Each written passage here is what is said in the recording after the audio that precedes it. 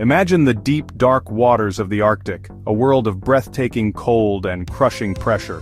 Beneath the shimmering northern lights, a silent army is on the move. The red king crab, a formidable creature of shell and claw. This isn't a natural migration, but an invasion, reshaping the fragile balance of life in these frigid seas. The red king crab, sometimes called the royal crab, is a giant among crustaceans, with a leg span reaching nearly 2 meters and claws that can crush shells with ease. As it bulldozes across the seabed, it consumes almost everything in its path. This is a story of unintended consequences, a stark reminder of how human actions can ripple through the natural world. The march of these crabs is a warning bell, echoing from the depths. Our ecosystems are interconnected and fragile. The journey of the red king crab is a modern epic, beginning in the North Pacific and now rewriting the rules of survival in the North Atlantic. Native species, unprepared for this powerful competitor, are being pushed aside. To manage this crisis, we must understand how it began. The tale of the red king crab is a dramatic chapter in our planet's history, one filled with peril, challenge, and lessons in responsibility. We must pay attention to this silent invasion before the silence is broken by the collapse of an ecosystem. To grasp the scale of this invasion, we must return to the crab's native home, the cold, nutrient-rich waters of the North Pacific. The red king crab thrived from Kamchatka to Alaska, playing a vital role in a balanced ecosystem. In its home, the crab's population was kept in check by predators like octopuses and sea otters, and by the harsh realities of survival. Only a tiny fraction of larvae survived to adulthood, ensuring natural population control. This balance is crucial. Every creature has its place, and natural checks prevent any one species from dominating. When removed from this system, the crab loses its natural enemies and enters a world where local wildlife has no defense. The red king crab wasn't born a menace, it became one when moved to a place it never belonged. This is the heart of the problem, a classic fish out of water story, only this time, the fish is a giant crab with an army at its back. The consequences of this displacement are profound. Nature's balance, once disrupted, is hard to restore. The red king crab's journey across continents began as a bold Soviet experiment in the mid-20th century. Soviet leaders sought to boost food security by introducing the lucrative red king crab to the Barents Sea. From the 1960s to the 1970s, thousands of crabs were captured in the Pacific and flown across Russia, a logistical feat. Released into the Kola Fjord, scientists hoped the crabs would establish a new fishery. For years, little happened. But beneath the waves, the crabs found a world without their natural predators. They began to reproduce and spread, their numbers exploding in the absence of checks. What started as a plan for food security became an uncontrolled ecological experiment. The transplanted crabs multiplied rapidly, turning a dream of sustainable fisheries into a nightmare of biological invasion. The Barents Sea was forever changed. The Soviet experiment had unleashed a force no one could control. The consequences would soon spill over borders and threaten entire ecosystems. The red king crab's success in the Barents Sea came at a devastating cost.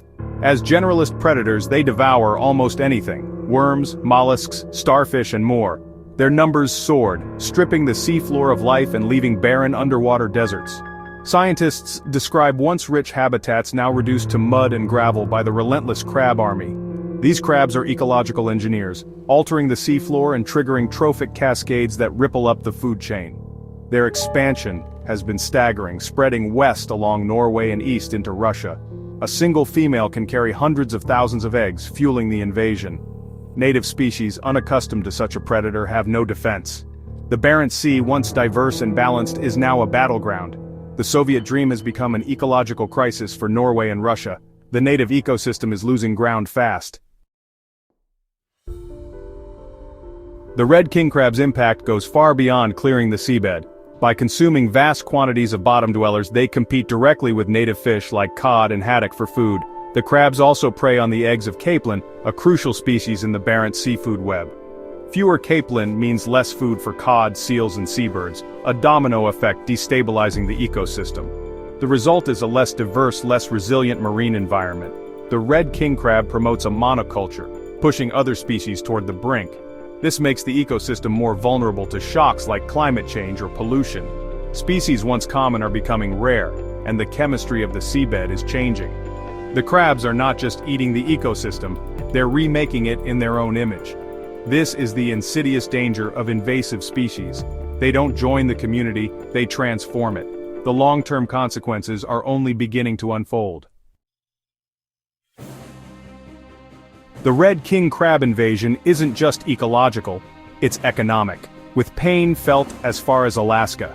Alaska's king crab fishery, once a cornerstone of the state's economy, now faces a flood of cheaper crabs from Norway and Russia.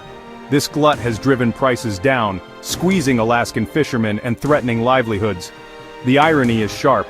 A species sustaining Alaskan communities is undermining them as an invasive pest abroad. An ecological decision made in Moscow decades ago now impacts fishermen in Dutch Harbor, Alaska. The economic ripple effect shows how deeply intertwined our world is.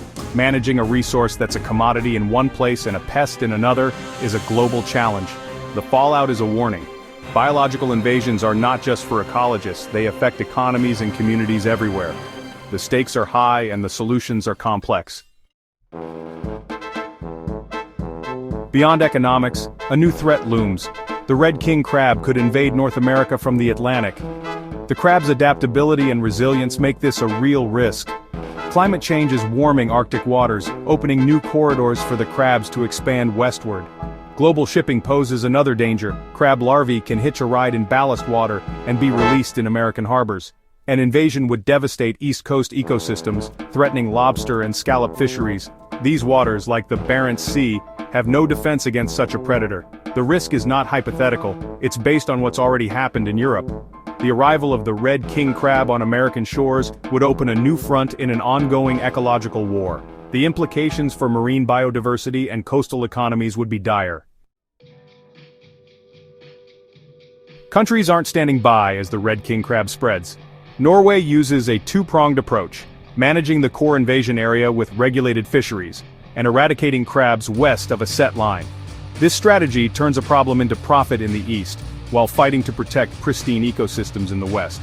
It's a costly, labor-intensive battle, requiring constant monitoring and cooperation between government, scientists, and fishermen. In the US, prevention is key.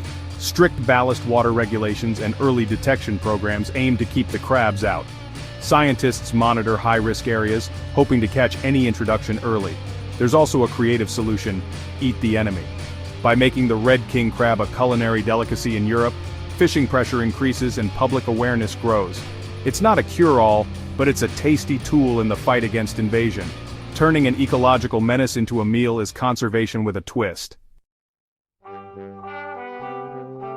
The red king crab story is a powerful lesson in our impact on the planet.